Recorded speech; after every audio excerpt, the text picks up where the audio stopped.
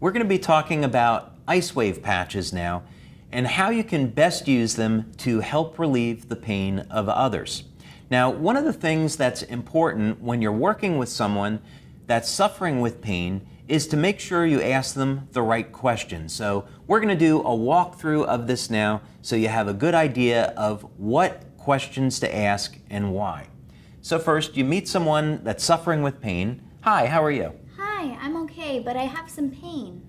Well, I'm sorry to hear that. Whereabouts is your pain? My pain is in my lower back. And how long have you been suffering with this pain? I've had this pain for a few months now. A few months, okay. And are you in pain right now? Yes, I am. Okay, so please go ahead and point to where your pain is. My pain is in my lower back right here. Okay, now what we're going to do is apply a tan patch right at the location of the pain. And if you'll notice, we asked a few questions to clarify this. So first, we wanted to know where the pain was. Is she in pain now? Because we don't want to apply the patches. If someone's not in pain, we're not going to know if it worked or not. We also wanted to find out, was this a pain that was more recent or has it been going on longer? Because that will tend to affect how we're going to apply the patches. Next, it's very important that you have the person point to where the pain is so you get the point exactly correct. Now, this is going to be the clock method that we're going to use, and you apply the tan patch directly on top of the pain, and you start with the white patch above it.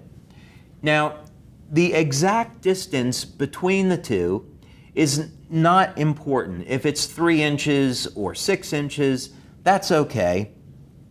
The important thing is that it's about that distance away. Now, after you apply the patches, you don't need to wait very long, maybe just a few seconds, and then you go back and you ask the person, has there been any change in the level of pain? So now, Maddie, let's say that 0 is no pain and 10 is the level of pain that you started with. Has there been any change? Yes, my pain has dropped to about a 7. Okay, fantastic. So we've had a 30% reduction in the level of pain, but I'm not satisfied with that yet. I'd like to get better pain relief. So let's go ahead and move the patches to the next location.